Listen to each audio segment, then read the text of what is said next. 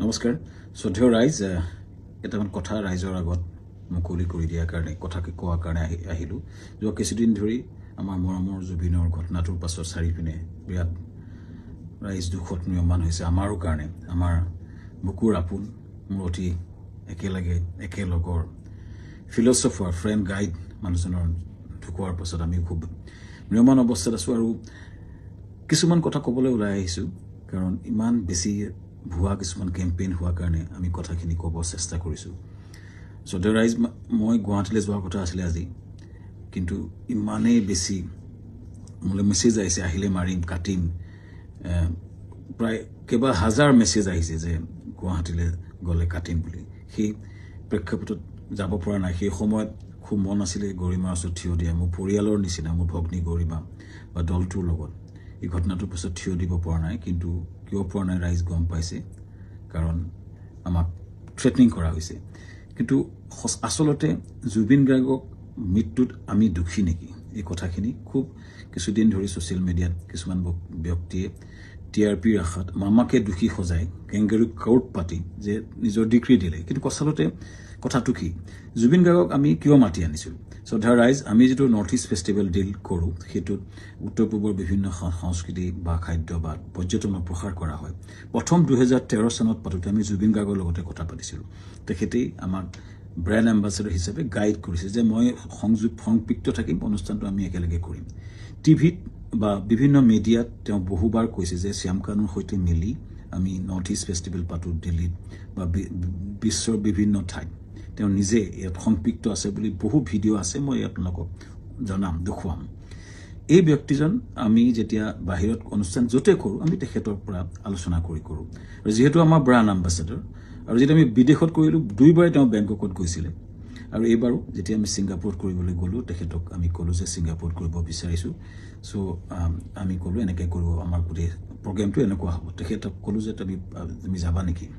তেখেতে ক'লে যাম মই যাম মোৰ লগত মোৰ ভাতৃ সন্দীপনক লৈ যাম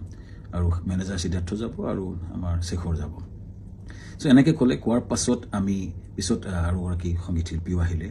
চ' কোৱাৰ পিছত আমি আয়োজন কৰা প্ৰক্ৰিয়া আৰম্ভ কৰিলোঁ আৰু প্ৰথম কথা শ্ৰদ্ধেয় ৰাইজ জুবিন গাৰ্গক মতাটো পাপ নহয় উত্তৰ পূৰ্ব আটাইতকৈ ডাঙৰ অনুষ্ঠান নৰ্থ ইষ্ট ইণ্ডিয়া ফেষ্টিভেলত উত্তৰ পূৰ্ব আটাইতকৈ ডাঙৰ যিজন সংগীত শিল্পী তেখেতক নিমন্ত্ৰণ কৰাটো যিহেতু আমাৰ ব্ৰেণ্ড এম্বাছাডৰো হয় আমাৰ লগত সংপৃক্ত হয় আৰু তেখেতক মতাটো পাপ কৰা নাছিলোঁ এইটো আমাৰ দায়িত্ব আছিলে তেখেতক নিমন্ত্ৰণ কৰাটো তেখেত কিয় 17 তাৰিখে আহিলে এইটো প্ৰশ্ন হৈছে তাৰ আগতে সুস্থ দেহাৰে আহিছে বুলি বহুতে লিখিছে কিন্তু তাৰ দুদিনমান আগতে তেখেতে আমাৰ 7 ছেপ্টেম্বৰত মুম্বাইত তেওঁ খুব ধুনীয়া পাৰফৰ্মেঞ্চ কৰিছে মুম্বাইত আৰু তেখেতে 1 তাৰিখে নে 3 তাৰিখে দিল্লীত তেখেতে পূজাত এটা অনুষ্ঠান কৰাৰ কথা আছিল সম্পূৰ্ণ কনচাৰ্ট বা মিউজিকেল প্ৰগ্ৰেম কৰাৰ কথা আছিল কেইবাটাও প্ৰগ্ৰেম তেওঁ লাইন হৈছে তেখেতে প্ৰগ্ৰেম কৰি আছিলে চ' গতিকে সুস্থ দেহাৰে আমি অনাটো আমাক এটা অতি ভুল দোষাৰোপ কৰা হৈছে তৃতীয় কথাটো হৈছে তেখেতৰ 17 তাৰিখে এইকাৰণে আহিলে সেইদিনাখন ডাইৰেক্ট ফ্লাইট আহিলে কাৰণ কলিকতা হৈ আহিলে বহুত দীঘলীয়া হয় 19 তাৰিখে আমাৰ অনুষ্ঠান আৰম্ভ হয় চ' সেইকাৰণে 17 তাৰিখে গ্ৰুপ ফ্লাইটত তেওঁ আহিছিলে লগতে দলটো আহিছিলে আমি পেন পেচিফিক হোটেলত ৰাখিছিলোঁ আমাৰ য'ত অনুষ্ঠান হৈছিল তাৰ লগতে চানটেকৰ লগতে পেন পেচিফিক এখন 5-star হোটেল সকলো দলটো আমি ৰাখিছিলোঁ ভালকৈ ৰখাৰ চেষ্টা কৰিছিলোঁ আমি তেওঁলোকক কথা পাতিছিলোঁ যে তেওঁ কৈছিলে আমি অলপ জিৰণি ল'ম আৰু 19 তাৰিখে তেওঁ আৰম্ভণি অনুষ্ঠানত তেওঁ থাকিব আৰু 20 তাৰিখে তেওঁ দুটামান গান গাব ভূপেন হাজৰিকাৰ এটা ট্ৰিবিউট দিব এইটো আলোচনা আমাৰ হৈছিলে পিছত 18 তাৰিখে দিনাখন 19 তাৰিখে আমাৰ অনুষ্ঠান আছিলে 18 তাৰিখৰ দিনাখন আমি তেখেতক খবৰ কৰিতে শুই আছিলে আমাৰ বহুত বিভিন্ন উত্তৰ পূৰ্বৰ মানুহ আছিলে তেওঁৰ লগত তেওঁ ভায়েক আছিলে আৰু তেওঁ সিদ্ধাৰ্থ আছিলে মেনেজাৰ আৰু দল আছিলে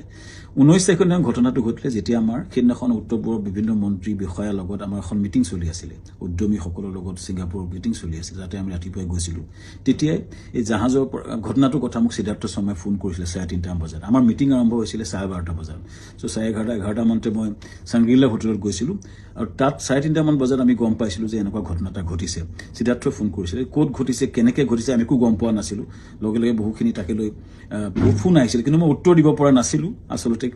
ইমান ডাঙৰ ঘটনাটো আমাৰ মৰমৰ বুকুৰ আপোন মানুহজন এনেকুৱা ঘটনা ঘটিছে কথাটো আমাৰ কাৰণে এটা থটমটৰ নিচিনা হ'ল আৰু লগে লগে আমি দূতাবাসৰ লগত কথা পাতি তালৈ গ'লোঁ আৰু ঘটনাটো হ'ল আৰু এই ঘটনাটোৱে সকলোকে মুখেৰে মাত নাইকিয়া কৰিলে আৰু গম পাই লগে লগে আমাৰ অনুষ্ঠানটো বাতিল কৰা বুলি আমাৰ হাই কমিছনে নিজস্বভাৱে ঘোষণা কৰিলে আৰু অনুষ্ঠান তাতে বাতিল কৰা হ'ল তাৰ পিছতো কোনোবাই উলিয়াইছে আমি প্ৰগ্ৰেম কৰি আছিলোঁ বুলি কিন্তু আচলতে আমাৰ ভাৰতৰ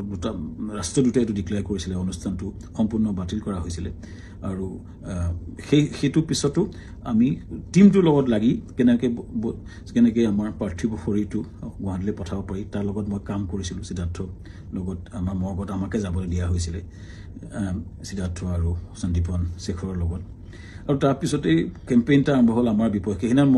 মই কৈ আছিলোঁ যে মৰ্গলৈ যাওঁ বুলি কোনোবাই সেইটো মদ খাবলৈ যাওঁ বুলি এটা কেম্পেইন কৰিলে কোনোবাই ক'লে যে শ্যামকান্ত মহন্তক মানে ধৰি হত্যা কৰিব লাগে এনেকুৱা ধৰণৰ কেম্পেইন আৰম্ভ হ'ল আৰু এটা ভয়ানক আমাৰ বিপক্ষে এটা কেম্পেইন শ্ৰদ্ধা ৰাইজ এটাই মই ক'ব খুজিছোঁ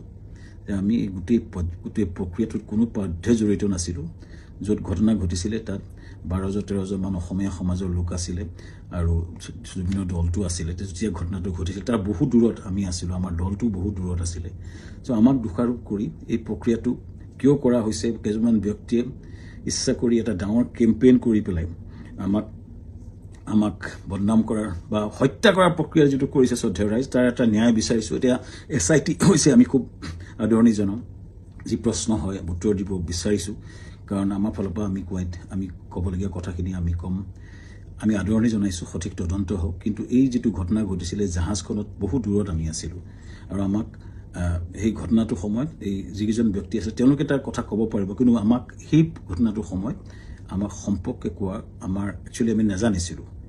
কিন্তু এটা কথা হয় এই যিটো ঘটনা হ'ল এই ঘটনাটো আমাক সম্পূৰ্ণৰূপে বিধ্বস্ত কৰিছে আমাৰ জুবিন গাৰ্গ আমাৰ কাৰণে আছিলে সাহস জুবিন গাৰ্গ আমাৰ আছিলে ব্ৰেণ্ড এম্বাছাডৰ জুবিন গাৰ্গ আমাৰ অনুষ্ঠানটোৰ মূল হৃদপিণ্ড আছিলে হৃদপিণ্ডজন যোৱাৰ পাছত আমাৰ যি অৱস্থা হৈছে গোটেই দলটোৰ আমাৰ গোটেই বিধ্বস্ত অৱস্থা আমাৰ সকলোৰে আৰু ইয়াৰ পাছত যিটো আক্ৰমণ হৈছে আমাৰ পৰিয়ালৰ ওপৰতো আক্ৰমণ হৈছে ফেক ভিডিঅ' ওলাইছে ফেক ফোন কল ভাইৰেল হৈছে ইমান জুবিন গাৰ্গে এই অনুষ্ঠানটো নিজৰ বুলি আগুৱাই লৈ গৈছিলে তেওঁ অনুষ্ঠানটোৰ গুৰুত্বটো বুজি পেলাই নিজকে আগুৱাই লৈছিলে আৰু সেইজন ব্যক্তিৰ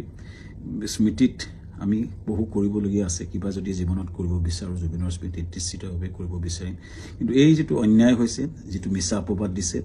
ন্যায় হওক চৰকাৰক বিচাৰিছোঁ ন্যায় হওক আৰু আমিও ন্যায়ালয়ত যাব লাগিব আমাক দেশত আইন বুলি এটা বস্তু আছে যে মিছা অপবাদত আমাক যিটো কৰা হৈছে বা নিজৰ ঘৰলৈ যাব নোৱাৰা অৱস্থা হৈছে আমি নিশ্চিতভাৱে কিছুমান মানুহ উচতনি দি যিটো কৰিছে আমি ন্যায়ালয়ক নিশ্চিতভাৱে ক'ব লাগিব যে আমাক ন্যায় দিয়ক সুৰক্ষা দিয়ক আৰু ৰাইজৰ পৰা ন্যায় বিচাৰিছোঁ চৰকাৰৰ পৰা ন্যায় বিচাৰিছোঁ আৰু জুবিনৰ আমাৰ মহান শিল্পী আমাৰ মৰমৰ বুকুৰ আপোন মানুহজনৰ আত্মাই চিৰশান্তি পাওক ৰাইজৰ পৰা आशीर्वाद বিচাৰিছোঁ हे भगवान ये क्या हो रहा है मेहरबानी करके मुझे समझाइए मेरी समझ में कुछ नहीं आ रहा है